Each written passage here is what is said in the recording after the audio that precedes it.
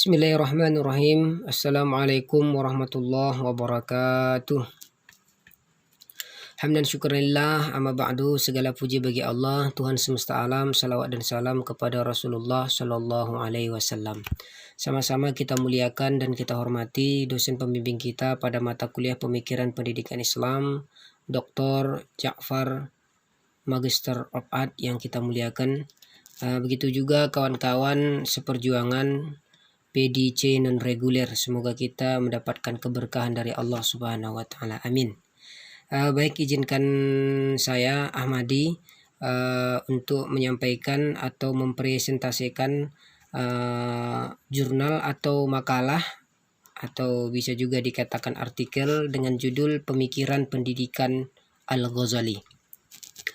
Bagian pertama, pendahuluan. Al-Ghazali adalah salah satu tokoh besar pemikir Islam yang tersohor baik di dunia Islam maupun Barat.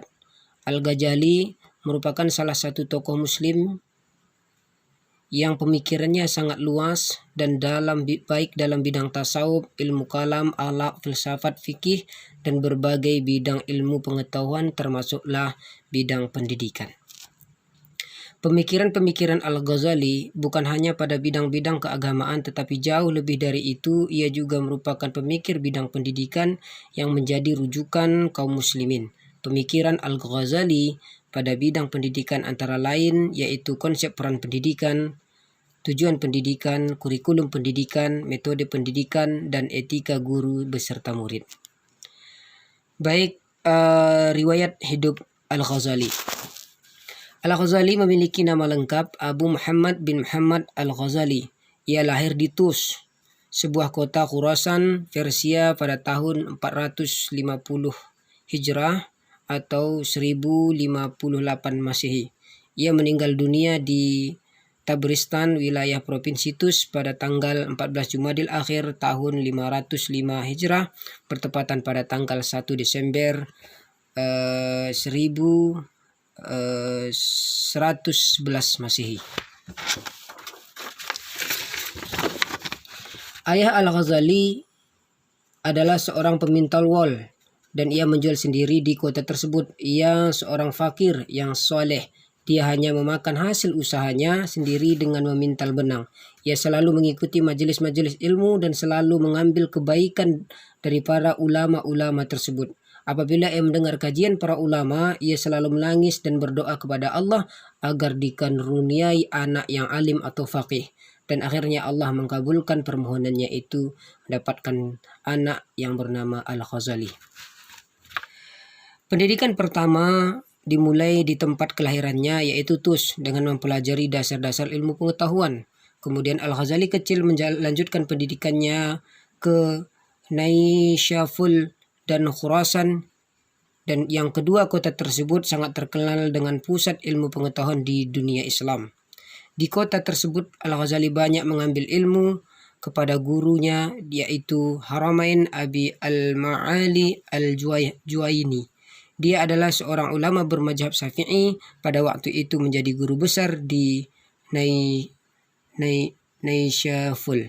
Beberapa di antara mata pelajaran yang dipelajari oleh Al-Ghazali di kota tersebut adalah teologi, hukum Islam, filsafat, logika, tasawuf, dan ilmu-ilmu kalam. Ilmu inilah yang mempengaruhi sikap dan pandangan ilmiahnya di kemudian hari.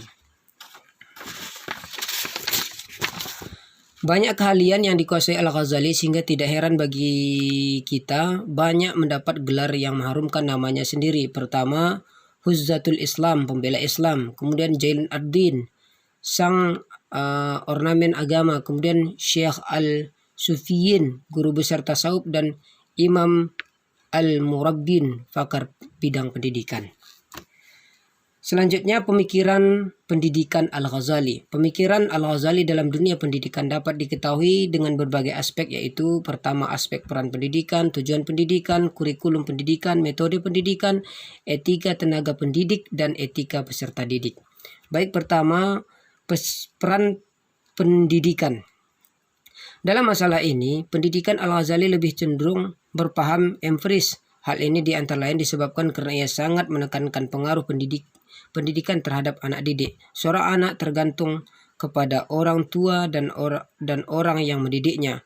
Hati seseorang anak itu bersih murni, laksana permata yang sangat berharga, sederhana dan bersih dari gambaran apapun. Hal ini sejalan dengan hadis Rasulullah SAW yang menegaskan kullu mauludin yuladu 'alal fitrah fa abawayhu yuhawidanihi au yunassiranihi au yumajjisanihi.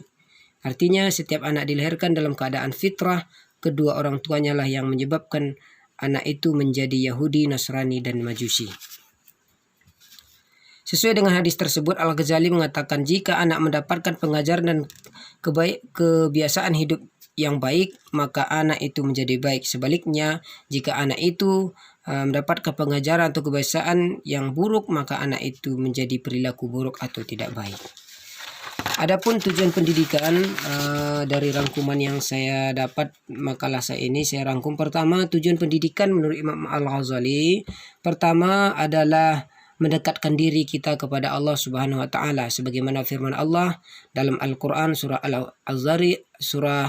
Al-Zariyat ayat 56, wa ma khalaqtul jinna wal insa illa liya'budun. Tidaklah aku ciptakan jin dan manusia melainkan supaya menyembah kepadaku. Kemudian tujuan pendidikan lainnya selain daripada mendekatkan diri kepada Allah, kemudian yang kedua adalah untuk membentuk akhlak. Ya, sedangkan yang ketiga adalah untuk mendapatkan kebahagiaan dunia dan akhirat. Selanjutnya, pemikiran pendidikan Al-Ghazali pada bidang pendidik atau guru. Menurut Al-Ghazali, guru adalah orang yang berilmu, beramal dan mengajar. Di sini Al-Ghazali menekankan perlunya keterpaduan ilmu dengan amal. Selain dengan pentingnya pendidikan mencapai tujuan sebagaimana dimaksud di atas, Al-Ghazali juga menjelaskan kriteria pendidik yang baik melaksanakan pendidikan. Kriteria itu diantaranya pertama, guru harus mencintai muridnya sebagaimana ia mencintai dirinya sendiri. Yang kedua, guru jangan mengharap materi atau upah sebagai tujuan utama dari pekerjaannya atau mengajar. Kemudian guru harus mengingatkan muridnya agar tujuannya dalam menuntut ilmu bukan untuk kebanggaan diri atau mencapai keuntungan pribadi, tetapi untuk mendekatkan diri kepada Allah Subhanahu wa taala. Kemudian guru harus mendorong muridnya agar mencari ilmu yang bermanfaat, ilmu yang membawa pada kebahagiaan dunia dan akhirat. Selanjutnya, guru harus memahami minat bakat dan jiwa anak didiknya tersebut. Kemudian guru atau pendidik harus dapat menanamkan keimanan ke dalam pribadi anak tersebut. Dan terakhir, ini yang terpenting, guru harus berani mengatakan saya tidak tahu terhadap masalah yang tidak diketahui dan menampilkan hujah yang benar. Apabila keliru, bersedia dirujuk atau diperbaiki kepada jalan yang benar. Ini tentu yang paling utama terhadap peserta didik yang terhadap pendidik apa yang disampaikan oleh Al-Ghazali. Kemudian selanjutnya pemikirannya mengenai murid atau peserta didik. Selain tujuan pendidikan tersebut sebagai upaya untuk mendekatkan diri kita kepada Allah Subhanahu wa taala, maka belajar atau adalah termasuk ibadah. Dengan dasar pemikiran Al-Ghazali, maka seorang murid yang baik adalah yang memiliki kriteria sebagai berikut. Pertama, seorang murid harus berjiwa bersih, terhindar dari budi pekerti yang hina dan sifat-sifat tercela lainnya. Kemudian seorang murid yang baik juga harus menjauhkan diri dari persoalan-persoalan dunia. Sebagaimana yang dikatakan oleh Al-Ghazali, ilmu tidak akan memberikan sebagian dirinya kepadamu sebelum engkau memberikan seluruh dirimu kepadanya, maka ilmu pun pasti akan memberikan sebagian dirinya kepadamu.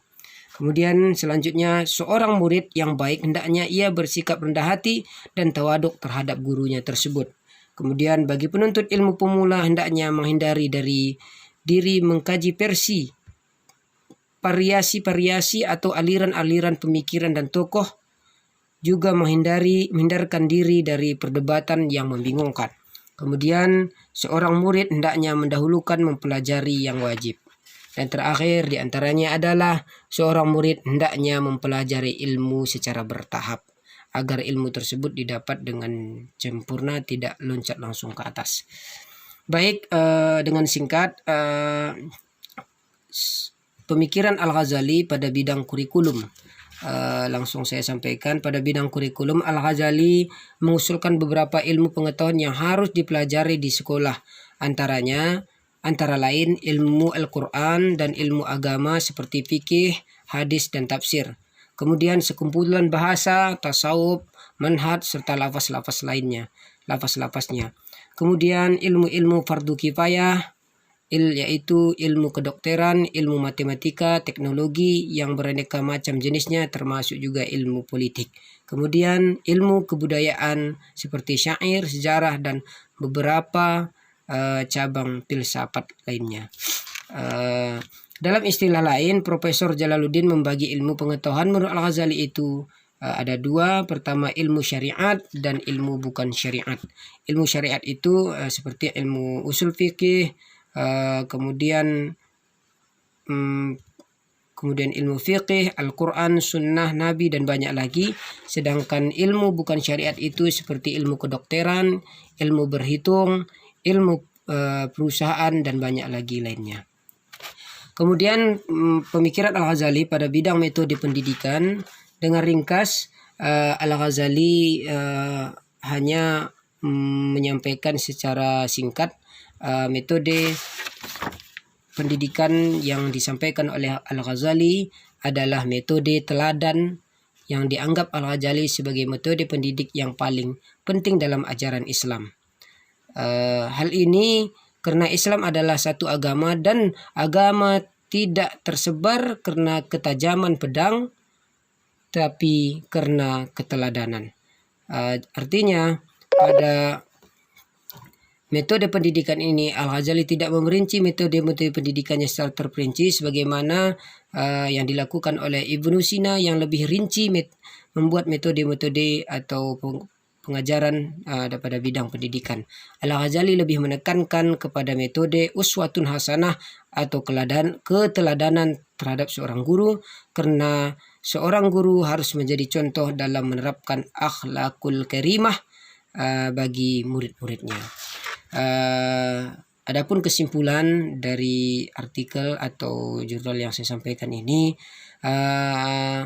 dari uraian di atas dapat dipahami bahwa Al-Ghazali merupakan pemikir pendidik walaupun banyak karya-karya dalam bidang-bidang lain, namun ia meluangkan waktunya untuk membahas pendidikan.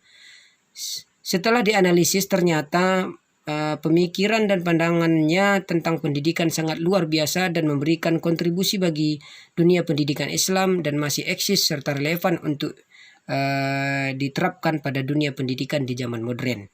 Dari berbagai pemikiran pendidikan yang dikemukakan oleh Al-Ghazali diterapkan dalam dunia pendidikan, maka akan menghasilkan konsep yang terintegrasi dalam menata pendidikan Islam. Implementasi dan pemikiran Al-Ghazali di dunia pendidikan pada masa sekarang tentu perlu penambahan dan penyempurnaan serta modifikasi agar sesuai dengan perkembangan teknologi pendidikan dan sistem pendidikan dan sistem pendidikan pada saat ini. Baik, kepada kawan-kawan, inilah hasil dari presentasi dari makalah saya dengan singkat. Saya yakin masih banyak kekeliruan dan kejanggalan dan masih banyak pertanyaan-pertanyaan yang menjanggal kepada kawan-kawan.